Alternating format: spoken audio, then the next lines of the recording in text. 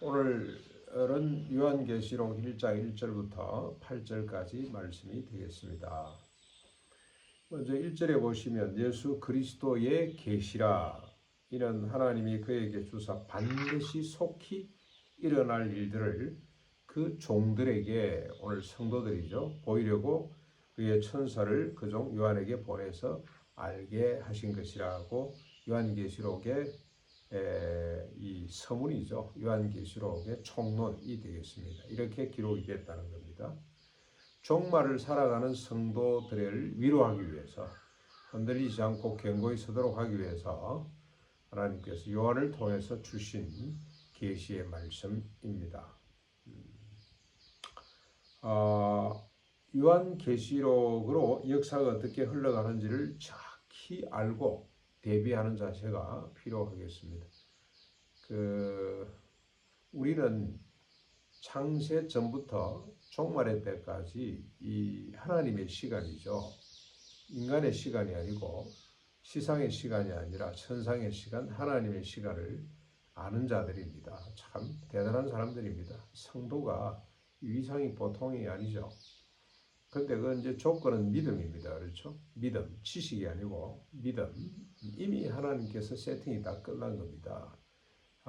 믿음만 있으면 되는 거죠. 그 복을 누리는 겁니다. 크로노스가 있고 카이로스의 시간을 우리는 알고 있는 사람, 우리의 관점은 천상이죠. 위에서 내려다보는 지상의 1차원적인 시간이 아니라 우리는 우주 공간을 넘나드는 4차원적인 시간을 소유한 사람들이다. 그렇게 보시면 되겠습니다. 얼마나 감사한 일인지. 2절에 보시면 요한은 하나님의 말씀과 예수 그리스도의 증거 곧 자기가 본 것을 다 증언했더라. 예수님의 제자 요한이죠. 이 요한은 이 주님의 계시를 듣고 세세하게 다 증언한, 자기가 본 것, 다시 말하면 하나님 말씀과 예수 그리스도의 계시를 다 증언했더라. 하나도 남김없이 다 알려주는 겁니다. 자, 그리고 이렇게 권면합니다. 요한의 권면입니다. 먼저 3절 보시면 이 예언의 말씀을 읽는 자와 듣는 자와 그 가운데 기록한 것을 지키는 자는 복이 나니 때가 가까우니라. 이 계시 예언의 말씀을 종말의 때를 살아가는 자로서 읽고 듣고 그리고 지키는 자가 복이 있다는 겁니다. 무슨 복일까요? 경건의 복이겠죠. 우리가 하나님의 말씀대로 사는 복, 세상이 말하는 복과는 차원이 다릅니다. 그렇죠? 말씀대로 사는 복, 정의와 평화가 넘치는 세상을 만들고 생육하고 원생에서 땅에 충만해지고, 그러면서 늘 우리의 본향을 생각하면서 자신을 돌아보는 경건한 삶을 사는 이런 복을 받게 될 것입니다. 이제 종말에 펼쳐질 계시를 아시아의 7 교회들에게 편지 형식으로 보내는데요. 자기가 보고 들은 바를 편지 형식으로 보냅니다. 먼저 서두입니다. 서두. 문안이죠. 축복 인사라고 할 수가 있겠습니다. 4절부터 쭉 우리 오늘 본문입니다. 4절부터 6절까지 내용을 정리하면 삼위 하나님의 이름으로 은혜와 평강이 있도록 축복하고 삼위 하나님께 영광과 능력이 세세토록 있기를 원한다 라고 인사를 하고 있습니다. 우리가 편지 서문에 먼저 옥체 만강하옵시며 무탈하옵시며 뭐 이렇게 서문이 있는 것처럼 요한도 먼저 아시아 7 교회들에게 먼저 삼위일체 하나님의 이름으로 축복을 하고 그에게 영광, 이 7 교회를 통해 지상의 모든 교회와 성도들을 통해서 하나님께 영광이 있기를 촉구하고 시작합니다. 근데 요한이 지금 밝히고 있는 계시죠. 이것도 다 하나님께서 주신 계시로 밝히고 있는 삼위 하나님에 대한 이야기를 잠깐 정리해 보면 되겠습니다. 4절부터 6절까지 나오는 하나님인데, 첫째는 하나님, 성부 하나님, 이제도 계시고 전에도 계셨고 장차 오실 분, 보좌 앞에 7 영을 두신 분으로 그렇게 소개를 하고 있습니다. 그리고 성령, 하나님은 어떤 분이냐? 보좌 앞에 있는 7 영, 완전한 영이라, 천사 같은 존재라고 할 수 있겠습니다만, 여기는 하나님의 보좌와 함께 계시는 완전한 영이 되신 성령님, 그리고 예수 그리스도를 어떻게 소개하고 있습니까? 충성된 증인으로 죽은 자들 가운데서 먼저 나시고, 그리고 땅의 임금들의 머리가 되신 분, 우리 성도들 더 넓게 보면 인간을 사랑하사 그의 피로 인간의 죄를 해방하신 분, 하나님 아버지를 위하여 인간의 나라와 제사장으로 인간을 나라와 제사장으로 삼으신 분입니다. 오늘 성도들을 제사장으로 왕으로 삼으신 분이 예수 그리스도시다. 누굴 위합니까? 인간을 위해서가 아닙니다. 하나님을 위하여. 하나님을 위한다는 것은 곧 더불어 함께 살아가는 세상을 만드는 것, 타자를 위하는 것이죠. 이게 바울 신학의 핵심이기도 합니다만은, 여러분이 예수 그리스도이시다. 그래서 삼위일체 하나님이 정확히 드러나고 있습니다.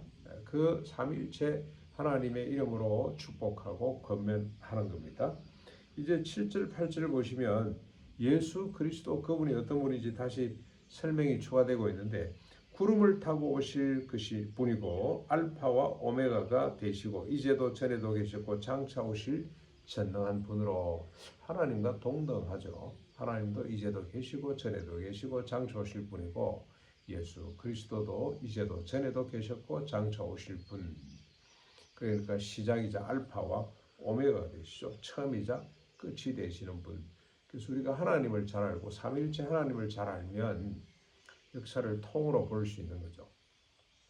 앞으로 어떻게 전개되어 왔고 지금 어떻게 전개되고 있고 앞으로 어떻게 전개될 것인지를 통으로 알 수 있는, 그래서 대비하는 거죠.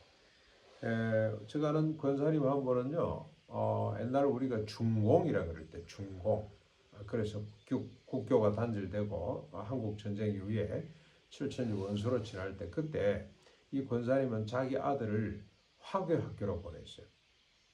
그래서 남산 밑에 있는 화교학교를 보냈는데 왜 보냈냐? 언젠가는 중국 저 땅덩어리가 열리게 된다.